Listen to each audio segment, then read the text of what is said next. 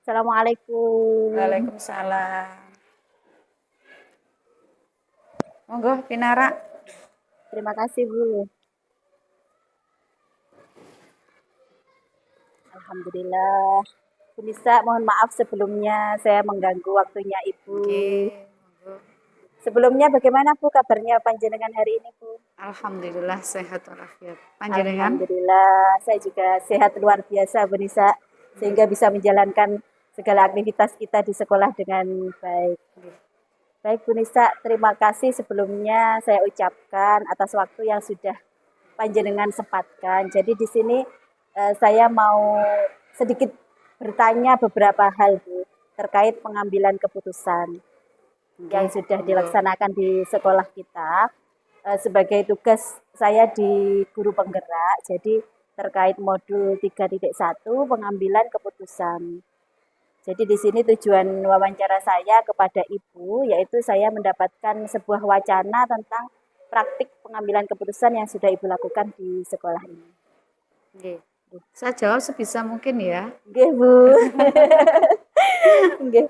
Baik, Bu Nisa, sebelumnya kalau boleh tahu nih, Bu, nggih, bagaimana selama ini Ibu mengidentifikasi sebuah kasus atau kejadian permasalahan yang merupakan dilema etika atau bujukan moral. Nggih. Terima kasih, Bu. Di setiap lembaga itu mesti banyak terjadi gitu ya.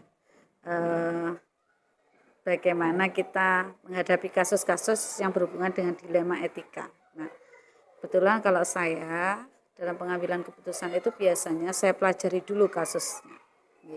Saya pelajari, setelah itu saya golongkan, saya simpulkan. Setelah itu baru saya ambil sebuah keputusan. Gitu. Oke. Baik, Bu Nisa. Untuk menjalankan bagaimana keputusan itu di sekolah ini, terutama untuk kasus-kasus di mana di situ ada pertentangan dua hal yang sama-sama benar atau sama-sama mengandung nilai kebajikan, Bu. Bagaimana Ibu sebagai kepala sekolah atau pimpinan di lembaga ini menjalankan pengambilan keputusan terkait itu, Bu? Nggih. Biasanya kalau saya nggih dihadapkan pada situasi pengambilan keputusan yang sama-sama benar ini. Nah, ini bingung juga, tapi saya akan mendahulukan. Saya lihat dulu mana yang memang harus segera dilaksanakan. Itu. Jadi yang terpenting itu dulu yang kita laksanakan, baru selanjutnya makanya kita identifikasi dulu mana yang lebih utama itu. Nah, dan itu dalam pengambilan keputusan itu kita harus memperhatikan 4 paradigma dilema etika, 3 prinsip dan 9 langkah pengujian keputusan. Gitu. Baik, Bu Nisa, memang selama ini menjadi dilema ya, Bu. Kalau sesuatu itu sama-sama benar, jadi kita bingung juga mau memilih mana gitu. Jadi di sini kalau boleh saya simpulkan dari jawaban Ibu, dalam pengambilan keputusan itu Ibu sudah menerapkan 4 paradigma dilema etika dan juga prinsip-prinsip pengambilannya ya, Bu. Sangat luar biasa, Bu Nisa. Kalau boleh tahu, Bu Nisa, untuk langkah-langkah atau prosedur seperti apa yang sudah biasa Bu Nisa jalankan di lembaga ini? Biasanya kalau saya dalam menghadapi masalah kayak gitu, saya biasanya langkah-langkah yang pertama, setelah permasalahan itu saya identifikasi, saya pelajari, saya akan berkolaborasi dengan guru. Berkolaborasi, saya akan berbincang-bincang mengenai masalah itu. Setelah itu nanti juga dengan komite sekolah. Setelah itu baru nanti kita ambil satu keputusan. Gitu. Jadi langkah-langkahnya tidak hanya saya saja, tapi juga dari guru dan komite. Gitu. Berarti berkolaborasi ya, adanya kolaborasi antara guru dan komite. Berkolaborasi dengan berbagai pihak di sekolah yang terlibat di sini ya, Bu ya. Baik, Bu Nisa. Nah, dari hal-hal tersebut, Bu, menurut Ibu, apakah ada yang Ibu anggap sebagai hal paling efektif dalam pengambilan keputusan, Bu? Ada. Ketika kita dihadapkan dengan dilema etika, hal yang sangat efektif, cukup efektif itu adalah pada saat pengambilan keputusan. Karena di sini yaitu tadi kita harus menerapkan 3 prinsip resolusi, yaitu berpikir berbasis hasil akhir, berorientasi pada aturan yang benar, dan mengutamakan rasa peduli. Kemudian juga memperhatikan dampak jangka panjang. Juga merupakan hal yang efektif. Selain itu juga seringkali saya melakukan diskusi dengan para guru dan pemangku kepentingan tadi, termasuk komite untuk menyelesaikan sebuah kasus atau permasalahan. Baik Bu Nisa, sangat luar biasa sekali Bu langkah-langkahnya. Semuanya sangat efektif gitu Bu nggih. Intinya tidak keluar dari kolaborasi tadi berarti Iya, nggih Bu. betul. Iya, dan efeknya untuk jangka pendek atau jangka panjang Sebuah terhadap keputusan, masalah. iya, Nggih. betul. Baik Harus Bu Nisa, perhatikan. dalam pengambilan keputusan tersebut Bu Nisa, apakah ada hal-hal yang selama ini menjadi tantangan khususnya untuk kasus-kasus dilema etika di mana sama-sama benar atau sama-sama mengandung nilai kebajikan Bu? Oke. Menurut saya dilema etika adalah permasalahan yang memang agak sulit untuk diputuskan, gitu. Karena menyangkut hal yang sama-sama benar. Nah, itu adalah tantangan tersendiri. Namun, saya kembalikan lagi pada nilai-nilai yang saya pegang teguh dan aturan yang berlaku serta tidak lupa kepedulian terhadap sesama juga harus saya pertimbangkan. Baik Bu. Jadi tantangan itu tetap dihadapi dengan nilai-nilai yang dipegang teguh atau diyakini oleh Bu Nisa Oke, selaku betul. pemimpin di lembaga SD kita ini ya Bu Oke, ya. betul. Baik Bu Nisa, dalam menangani suatu masalah tentunya kan di sekolah itu tidak hanya satu dua tiga ada saja masalah yang harus dihadapi ya Bu Betul, ya. oke. Nah di situ kalau boleh saya tahu Bu, bagaimana Bu Nisa dalam langkah yang Bu Nisa ambil dalam menyelesaikan suatu kasus-kasus, apakah Bu Nisa itu membuat jadwal ataukah menyelesaikan suatu kasus tersebut secara spontan. Misalkan ada wali murid yang tidak terima, misalkan anaknya karena jatuh terus tidak terima seperti menyalahkan guru seperti itu ya Bu ya. Apakah langsung Bu Nisa hadapi saat itu dan langsung Bu Nisa putuskan atau bagaimana Bu? Nah, kalau sesuatu permasalahan itu memang urgen, ya harus segera diputuskan. Tetapi kalau permasalahan itu masih bisa diselesaikan, kalau kayak tidak terimanya wali murid itu ya harus segera Bu, karena bagaimanapun itu menyangkut siswa dan wali murid. Nah, tapi kalau masalah keputusan suatu kebijakan, nah kebijakan sekolah itu biasanya kita masih melakukan suatu proses, mungkin bisa rapat yang melibatkan guru, juga komite. Nah, itu. Jadi untuk pengambilan satu kebijakan, keputusan itu bisa melalui rapat dan kolaborasi dengan guru. Jadi ada jadwal-jadwalnya lah Bu kalau memang. Jadi ibaratnya fleksibel dan Nggih, kondisional betul, ya Bu ya. lihat Kalau lihat memang kondisi. memerlukan waktu Penanganan langsung nggih langsung ya langsung. nggih. Misalkan perlu tahapan ada jadwal di mana ada proses Nggih. penyelesaiannya seperti itu ya Bu. Contohnya ya kebijakan tadi Kebijakan enggak bisa langsung kalau langsung. kebijakan itu nggih. Baik, terima kasih Bu Nisa. Untuk selanjutnya yaitu apakah ada seseorang atau mungkin faktor-faktor yang selama ini mempermudah atau membantu Bu Nisa dalam pengambilan suatu keputusan, utamanya terkait kasus-kasus yang dilema etika tadi Bu, yang sama-sama benar dan sama-sama mengandung nilai kebajikan. Jelas ada Bu. Ya. Di lembaga itu memang kita sebagai pimpinan kita juga punya relasi mitra kerja. Mitra kerja saya ya guru-guru yang ada di sekolah ini.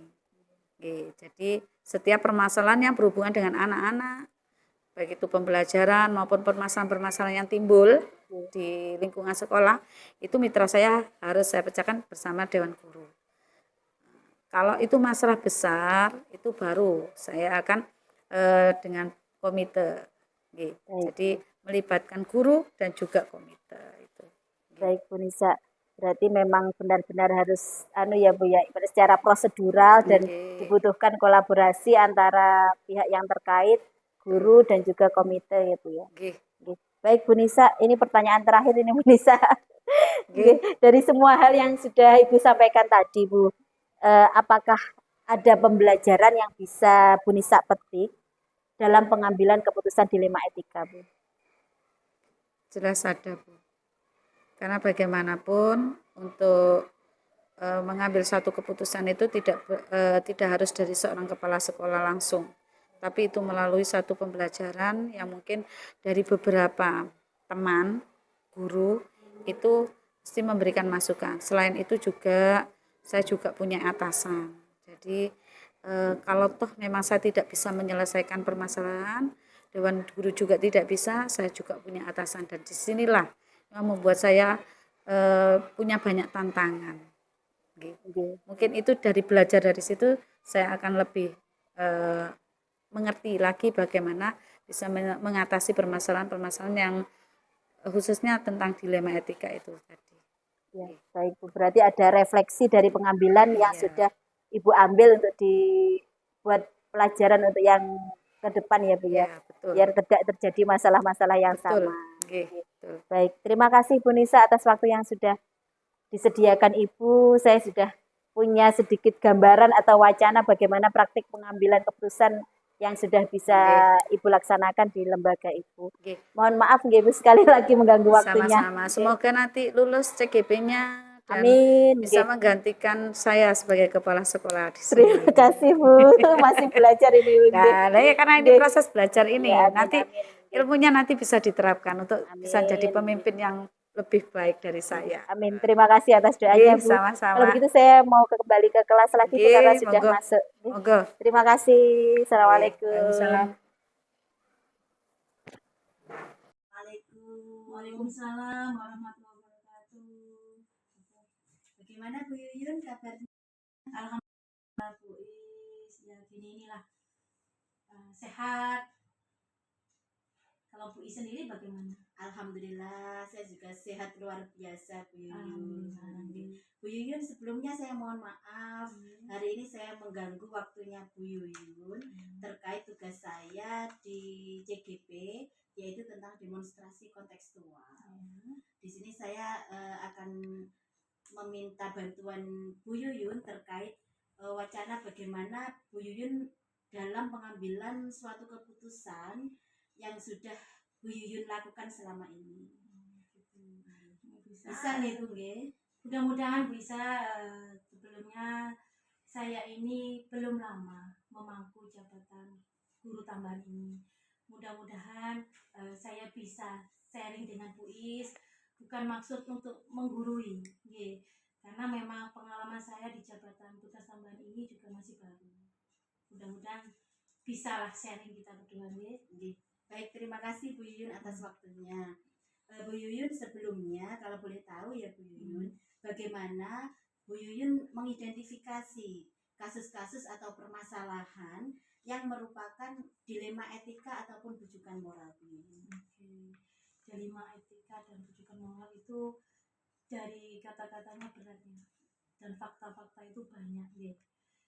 Pertama saya melihat dari segi hukum dulu. Apabila kasus tersebut melanggar hukum, maka sudah tentu benar lawan salah. Namun jika masih bisa dikatakan benar lawan benar, maka dilema etika di mana dengan cara menganalisis apakah keputusan yang akan diambil itu termasuk dilema etika atau bujukan moral. Baik, terima kasih Bu Yuyun.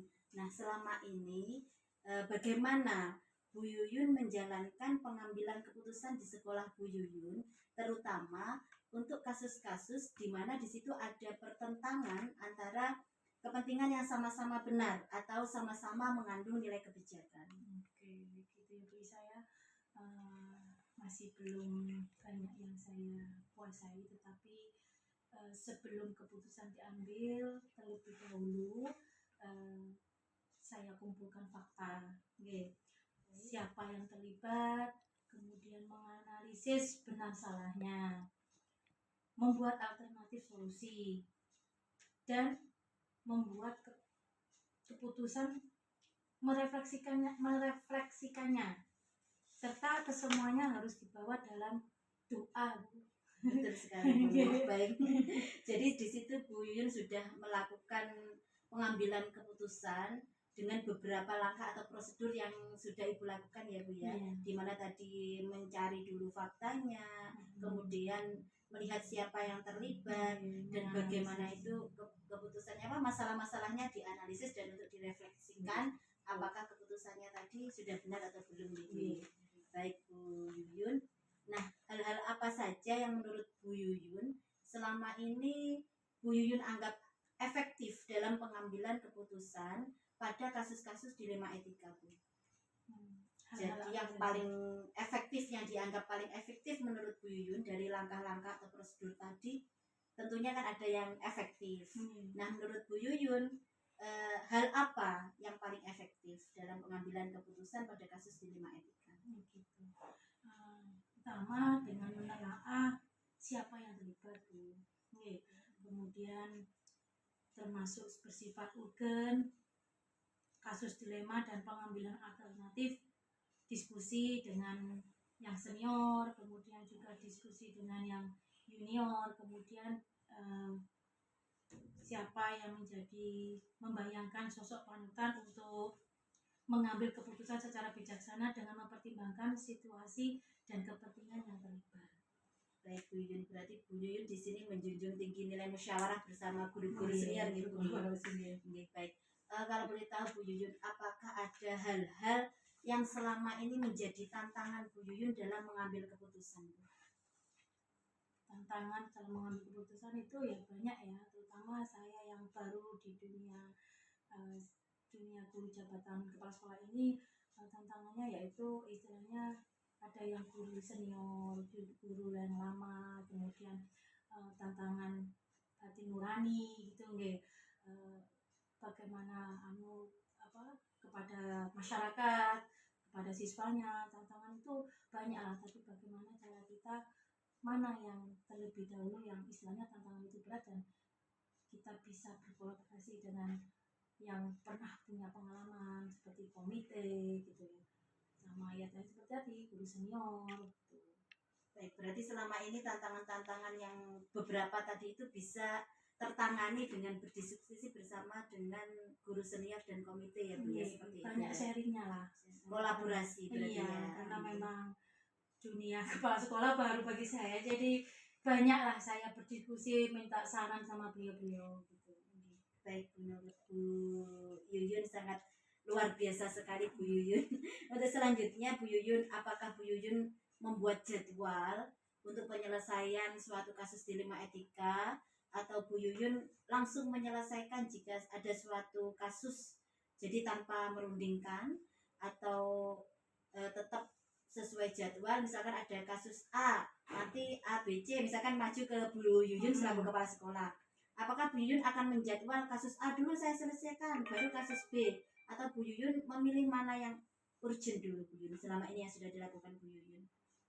Kalau misalkan masalah-masalah itu sudah kita kumpulkan fakta, otomatis banyak masalah ya, dan tidak mungkin diselesaikan dalam waktu satu itu. Maka dari beberapa masalah itu ya kita pilih lagi mana yang urgen. Untuk jadwal ya kita lihat jumlah masalahnya. Kalau memang masalahnya banyak ya mungkin kita jadwal. Itu pun kadang tidak sesuai dengan jadwal. Kadang yang ingin kita masalahkan yang urgen itu kita selesaikan 2 hari ternyata molor. Yang penting kita berusaha untuk memilah mana dari beberapa masalah yang penting didahulukan, dan ada setelah kita tahu pasti jadwal itu akan ada. Kalaupun meleset ya nanti kita bisa, yang penting dari beberapa masalah itu kita berusaha untuk menyelesaikannya. Baik Bu Yuyun, jadi bisa disimpulkan di sini Bu Yuyun memilih masalah yang urgent, walaupun misalkan dijadwalkan hanya cukup 2 hari, ternyata molor sampai beberapa hari karena banyak, ibaratnya melibatkan banyak orang, belum menemukan kesepakatan. Belum menemukan kesepakatan, jadi sampai masalah benar-benar diselesaikan dengan baik. Baik Bu Yuyun. Nah, dalam pengambilan keputusan itu apakah ada seseorang atau mungkin faktor-faktor yang selama ini bisa mempermudah atau membantu Bu Yuyun dalam pengambilan keputusan? Oke, pertama ya saya akan membicarakan dengan beberapa guru yang senior. Saya bicarakan dengan itu, kemudian saya ajak guru yang junior juga, kemudian kita klopkan, dalam arti kita samakan persepsi. Tak lupa saya berkoordinasi dengan komite, karena dimanapun komite itu adalah rekan kita pada masyarakat gitu. Baik Bu Yuyun, sangat luar biasa pengalaman yang sudah Bu Yuyun berikan. Nah, dari semua hal yang sudah Bu Yuyun sampaikan tadi Bu, kalau boleh tahu, pembelajaran apa yang bisa Bu Yuyun petik dari pengalaman Bu Yuyun untuk mengambil keputusan dilema etika? Dilema etika ya, pengalaman yang bisa Iya, dipetik ya. yang bisa dipetik untuk pengambilan keputusan dilema etika itu harus bagaimana menurut Ya, Bu Yuyun? kita melihat apa ya, dampaknya jangka pendek, jangka panjangnya, kemudian tidak merugikan salah satu pihak gitu ya. Jadi pengalaman itu yang bisa saya petik itu. Jadi bahwa keputusan kita buat itu gimana dampak dalam jangka pendek, gimana dampak dalam jangka panjang. Kemudian apakah ini berpihak pada salah satu atau tidak. Nah, itulah yang pelajarannya petik, bahwa adanya diskusi, kolaborasi, mengambil baik buruknya, menimbang gitu. Baik. Terima kasih banyak Bu Yuyun. Mohon maaf saya sudah mengganggu waktu istirahatnya Bu Yuyun. Ini Bu Yuyun, saya sudah mendapatkan sebuah wacana bagaimana cara pengambilan keputusan di lapangan yang selama ini saya kan belum menjadi kepala sekolah, jadi bisa sharing berbagi pengalaman, bisa mendapatkan ilmu dari panjenengan. Saya ucapkan banyak terima kasih atas waktunya. Sama Bu Isa, mudah-mudahan Bu Isa di pendidikan CKP angkatan 10 gitu. Iya, angkatan Ya, 10. segera lulus, dan memang di CKP itu tujuannya ke pemimpin sih, pengawas. Jadi mudah-mudahan kita sama-sama belajar lah dari waktu ke waktu. Terima kasih banyak atas waktunya Bu Yuyun. Sama-sama, Saya Bu Isa. mohon pamit. Terima kasih. Assalamualaikum. Waalaikumsalam warahmatullahi wabarakatuh. Makasih loh Bu Is. Ya, sama-sama Bu. Assalamualaikum. Waalaikumsalam. Bu Isa, apa kabar? Alhamdulillah, baik. Tumben, Iya Bu. ada yang bisa saya bantu? Iya Bu Ida, begini Bu Ida. Sebelumnya mohon maaf, saya mengganggu waktunya Bu Ida. Jadi di sini kedatangan saya ke Bu Ida, saya ingin mewawancarai Bu Ida terkait dengan pengambilan keputusan Bu. Jadi saya ingin mewawancarai bagaimana praktik pengambilan keputusan yang selama ini sudah dilaksanakan Bu Ida di sekolah ini. Ujiannya dari guru penggerak ini ya. Boten, Bu. Nggih. Ya. Jadi ini merupakan tugas dari guru penggerak modul 3.1 Bu Ida terkait demonstrasi kontekstual. Nah, tujuannya agar kita sebagai guru penggerak itu mempunyai wacana terkait pengambilan keputusan di lapangan, Bu. Tidak mengganggu waktunya ini ya, Bu ya. Tidak, insya Allah tidak. Ya mudah-mudahan saya bisa membantu sesuai dengan harapan panjenengan, sesuai dengan tugas yang panjenengan terima dari tugas itu. Nggih, monggo. Baik, terima kasih Bu Ida. Sebelumnya Bu Ida, selama ini kalau boleh tahu ya Bu, bagaimana Bu Ida dapat mengidentifikasi kasus-kasus yang merupakan dilema etika ataupun bujukan moral, Bu? Baik.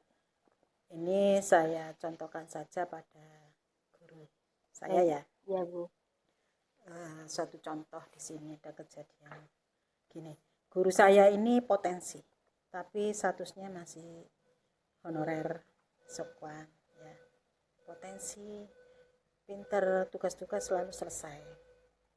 Di satu sisi namanya dia guru honorer pasti membutuhkan biaya hidup itu yang banyak karena dia seorang laki-laki, seorang bapak yang harus menghidupi keluarganya. Di satu sisi dia juga masih mencari tambah nafkah di saat bekerja gitu loh. Nah, saya sebagai pimpinan ini merupakan dilema ya. Di sisi lain satu ada rasa sisi kemanusiaan. Di sisi lain saya ini harus menegakkan aturan yang ada di sini. Kalau sampai ada yang tahu, guru-guru saya tahu, pasti akan menimbulkan kecemburuan sosial. Ya, untuk itu saya harus bijak menyikapi apa situasi ini. Jadi saat dia mengajar, karena dia harus bekerja, ya kembali lagi untuk mencari tambah nafkah. Saya tidak bisa terlalu anu karena dia masih honorer. Berapa sih gajinya honorer? Jadi mungkin gaji itu tidak cukup di dalam keluarga, sehingga saya harus menyikapi situasi ini dengan baik supaya tidak menimbulkan kecemburuan ke yang lain. Untuk itu saya menyikapi gini, saya ke ini guru saya menyampaikan kalau ada kepentingan seperti itu, ya izin ke saya tanpa sepengetahuan teman, gitu ya. Jadi ketika misalnya dia ada kan itu, kelasnya kosong, otomatis kosong kan. Iya. Saya kadang-kadang ya kalau ada guru yang pas kosong, saya mintai bantuan. Ketika tidak ada ya saya harus masuk. Tanpa memberitahukan kepentingan guru ini ke guru yang saya mintai mengganti, supaya tidak cemburu sosial begitu Bu. Nah ini juga ya kembali lagi lah Bu, saya di hati saya ada dua pilihan. Satu, saya itu merasa kasihan juga ya, karena memang ya kebutuhan rumah tangga itu banyak, sedangkan guru honorer itu tidak mencukupi. Kemudian semua tugas yang saya bebankan kepada dia itu selesai, bagus, pekerjaannya bagus, semua apapun itu. Dan ketika ada tugas yang memang harus diselesaikan, dia ada kegiatan ini, dia masih bisa menghandle tugasnya, gitu loh. Jadi saya juga bisa memberikan kebijakan kepada dia tanpa sepengetahuan teman-teman, gitu loh.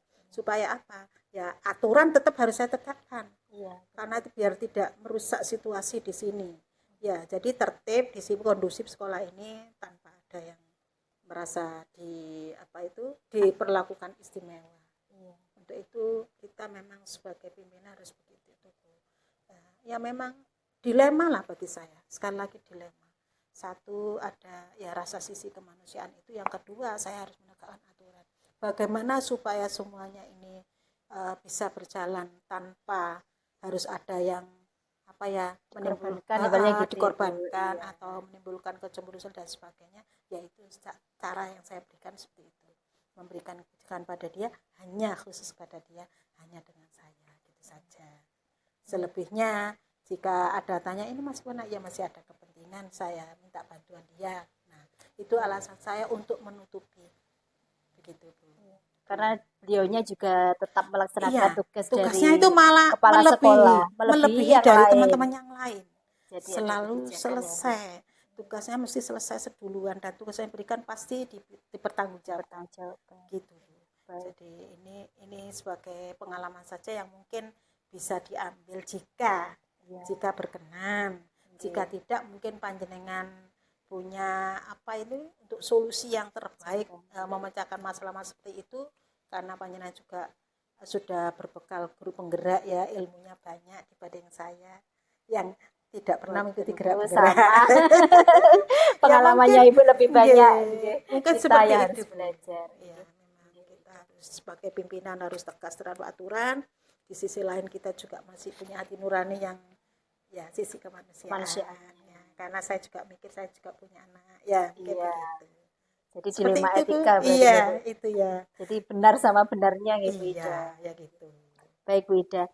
Nah selama ini bagaimana Bu Ida menjalankan pengambilan keputusan tadi seperti yang Bu Ida contohkan tadi, terutama pada kasus-kasus yang satu sisi harus mengikuti peraturan, tapi satu sisi juga karena ada unsur kemanusiaan Bu. Bagaimana Ibu Ida menjalankan selama ini? Apakah ada pro kontra atau berjalan, yang penting kondusif, sekolahnya bagaimana Bu? Kembali lagi ke itu ya, cara kita sebagaimana menyikapi situasi itu. Saya katakan tadi, untuk kebijakan ini mungkin yang tahu hanya yang bersangkutan dengan saya, sementara yang lain tidak tahu. Ya karena selama ini yang lain ya berjalan seperti biasa, kondusif, ya sudah saya biarkan. Hanya satu ini saja, yang karena dia seorang bapak itu tanggung jawabnya besar. Itu saja Bu. Jadi saya tidak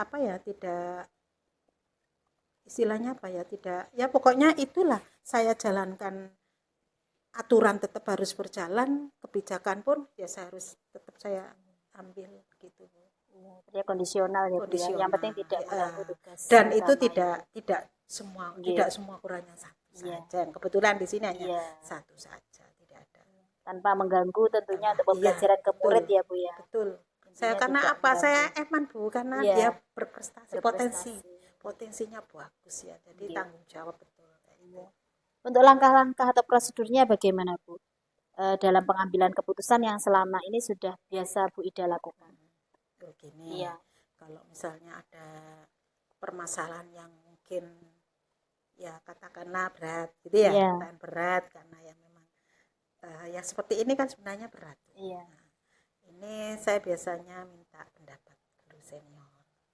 Ya guru senior yang istilahnya bisa saya ajak berbicara, dan itu sudah sering saya lakukan, dan kadang-kadang masukan-masukannya itu banyak membantu saya untuk mengambil suatu keputusan. Karena guru-guru PNS yang senior itulah saya kira mampu membantu saya untuk membantu memecahkan masalah itu. Saya biasanya seperti itu. Jadi guru PNS senior itu biasa saja saya mintai pendapatnya gitu loh, sebelum saya memutuskan suatu permasalahan gitu.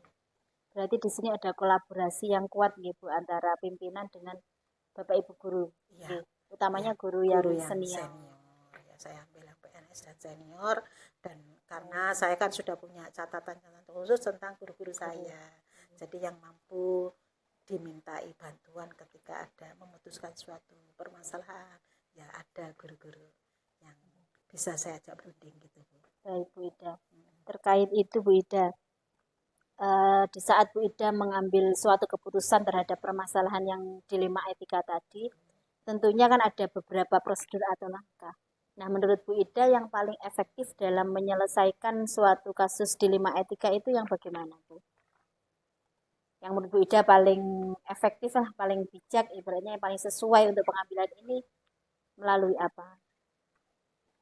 Kalau saya, kalau ya kembali lagi ya permasalahan itu saya lihat apa kinerjanya ya. Kalau kinerjanya bagus, langkah saya ambil ya. Kalau memang itu istilahnya sudah pas di hati saya, tanpa tanpa minta bantuan dari atau pendapat dari teman, saya biasanya langsung menyikapi biar tidak ada yang tahu masalah ini. Gitu Berarti saja. dipilih yang paling urgent ibaratnya ya Bu ya. Iya begitu Bu. Jadi urgent yang sudah cukup saya ambil keputusan sendiri seperti itu. Jika itu berat dan butuh pemecahan masalah dan mungkin bantuan pendapat orang lain, saya pasti ambil guru saya PNS yang sudah senior gitu Bu. Itu aja. Berarti ya Bu ya, di saat kita mengambil keputusan sebagai pimpinan itu tidak serta-merta harus berkolaborasi, ada kalanya berarti Ada awalnya yang kepala kita atau pimpinan itu mengambil sikap, oh ini harus saya Iya, putuskan segera, betul. berarti seperti itu betul Bu. Bu. Jadi tidak semuanya harus kita kan sudah punya istilahnya, kita dapat tugas dari negara, ada SK-nya, dan kita berhak atau mempunyai hak untuk memutuskan suatu perkara di sekolah ini. Baik Bu Ida. Tergantung permasalahannya Iya, bagaimana ya Bu ya. begitu, betul. Iya Bu Ida. Nah selama ini Bu Ida, selama Bu Ida menangani kasus-kasus dilema etika, apa ada tantangan Bu terkait Bu Ida mengambil keputusan, bagaimana, apa ada hambatan seperti itu Bu? Ya namanya perjalanan hidup manusia pasti ada. Iya. Pasti ada.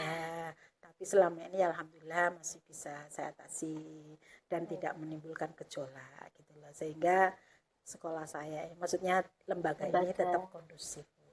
Jadi begitu. Ya ada kalanya sandungan-sandungan permasalahan yang itu pasti ada. Cuman bagaimana cara kita menyikapi permasalahan itu, ya kita ambil yang kiranya itu sebijak-bijaknya kita lah, sehingga ya itu tadi tidak menimbulkan gejolak, sehingga tidak ada yang tahu atau bagaimana. Saya harus memutuskan ini. Gitu Bu. Kalau itu ya tetap kalau kondusif, lembaga kondusif, peraturan tetap jalan, berarti seperti itu ya Bu ya. Begitu Bu. Okay. Baik Bu Ida. Jikalau Bu Ida menyelesaikan suatu masalah, kan tentunya masalah tidak hanya satu itu ya Bu ya, ada masalah-masalah yang lain. Itu bagaimana? Apa Bu Ida melihat dulu mana yang paling urgent, atau mungkin Bu Ida memberikan atau membuat jadwal, oh masalah ini akan saya tangani tanggal sekian, ini akan saya tangani. Apa hanya spontan seperti itu Bu? Ini kalau ada permasalahan yang berbarengan gitu, saya buat skala prioritas. Mana itu permasalahan ini yang urgent, yang harus ditangani segera, tapi permasalahan itu semuanya harus diselesaikan. Tapi saya ini ya katakanlah itu skala prioritas. Mana masalah ini yang urgent yang harus ditangani dulu, ya itu saya dulukan gitu. Tapi semua permasalahan harus terselesaikan. Itu prinsip saya.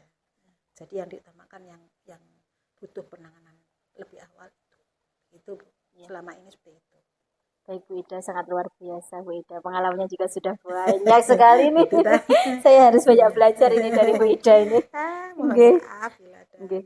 kekurangan, ya banyak kekurangan lah ya, Boten. Banyak manusia. sekali ilmu yang saya dapatkan ini Bu. Nah, apakah Bu Ida membutuhkan seseorang atau mungkin ada faktor-faktor yang mendukung atau membantu Bu Ida dalam mengambil keputusan suatu kasus dilema etika Bu?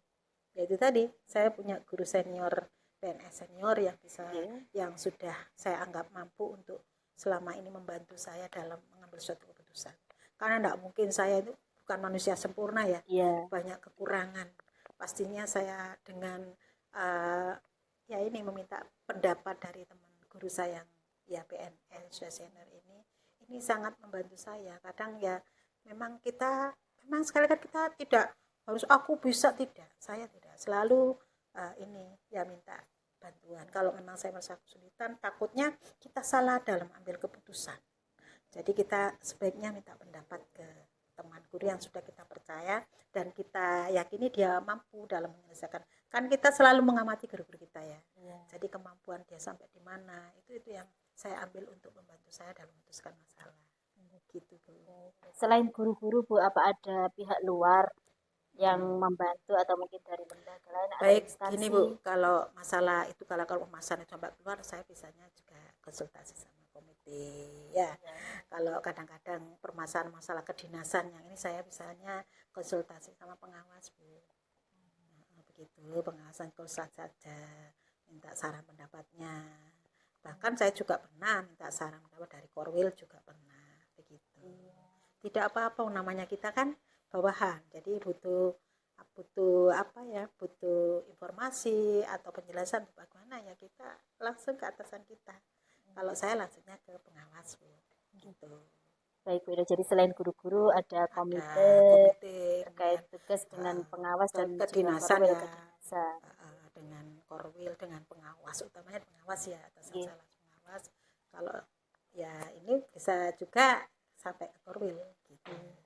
Baik Bu Ida, ini yang terakhir ini Bu Ida. Akhirnya sampai yang terakhir ya Bu. Dari semua hal yang telah Bu Ida sampaikan tadi, pembelajaran apa yang menurut Bu Ida yang bisa Bu Ida petik dari pengalaman Bu Ida selama mengambil keputusan terkait kasus dilema etika Bu? Pengalaman yang berharga. Ya, terkait pengambilan keputusan itu harus bagaimana biar bisa kita jadikan pembelajaran nantinya gitu Bu. Ya itu tadi Bu, kalau masalah dilema antara misalnya ya antara benar, versi benar. Kadang ada versi benar, salah. Itu memang ya sulit ya kadang kalau sama-sama benar sama benar. Kalau benar salah sih sudah kelihatan jelas. Kalau yang benar sama benar ini, nah ini yang butuh apa ya? Butuh istilahnya kadang-kadang kita ya terbawa sampai malam dan mau tidur dan itu terbawa apa yang harus saya lakukan. Karena pasti kita di suatu lembaga itu akan mengalami hal seperti itu. Dilema etika itu ya. Di sisi lain kita ini harus menjunjung tinggi aturan, di sisi lain juga kita harus memperhatikan rasa tadi yang saya sampaikan awal, rasa kemanusiaan dan sebagainya. Seperti itu Bu. Jadi yang paling berkesan yang bisa kita jadikan pelajaran gitu. Iya. Yang bisa kita jadikan pelajaran ketika mengambil keputusan dilema ini. Ya ini saja Bu. Jadi kalau misalnya benar versi benar, yaitu semua permasalahan itu harus kita diselesaikan dengan cara bijak. Karena ya saya benar lah, namanya ini permasalahan kan harus diselesaikan. Ini benar. Ya cara kita aja yang harus tepat, bijaksana, tidak ada yang tersakiti, tidak ada yang merasa tersinggung atau tersisihkan atau diprioritaskan, seperti itu kalau menurut saya sih. Ya, mohon maaf kalau ada yang kurang pas ya. Ini yang berdasarkan pengalaman. Mungkin pengalamannya nanti ditambah dengan ilmu-ilmu yang sedang dapatkan ketika belajar sebagai guru penggerak, mungkin ditambahkan dari sana. Kalau saya kan bukan guru penggerak, jadi hanya pengalaman saja ya Bu ya. Justru mahal Bu. Mohon dimaafkan jika banyak kekurangan. Justru sangat mahal itu Bu. Iya. Mahal harganya pengalaman yang tidak kita punya. Iya. Untuk kita guru-guru muda ini kan masih sangat kurang sekali. Kalau Bu Ida kan sudah ibaratnya makan garamnya sudah lama, jadi kita Kasihan. perlu mengambil ilmu dari Bu Ida yang sangat luar biasa ini, Bu Ida. Semoga nanti kita bisa menjadi pemimpin yang bisa menyelesaikan suatu masalah secara bijak ya Bu ya. Bijak. Tidak ada yang merasa tersakiti, Iya, baik. tidak ada yang merasa diprioritaskan gitu. Karena sama-sama hak mereka sama. Nah, perlu kita ayomi semuanya. Gitu. Baik Bu Ida, terima kasih banyak atas ilmu yang panjenengan berikan. Saya sudah mendapatkan gambaran atau wacana terkait bagaimana kita mengambil keputusan di lapangan yang saat ini Bu Ida ibaratnya instansi tempat Bu Ida berdinas. Jadi kita jadi banyak ilmu dan banyak pengetahuan. Terima kasih banyak ya Bu. Sama-sama. Mohon maaf sekali lagi mengganggu waktunya. Enggak. Saya mau undur diri dulu. Terima kasih. kembali. Semoga sukses. Amin, amin. Terima kasih. Assalamualaikum. Waalaikumsalam warahmatullahi wabarakatuh.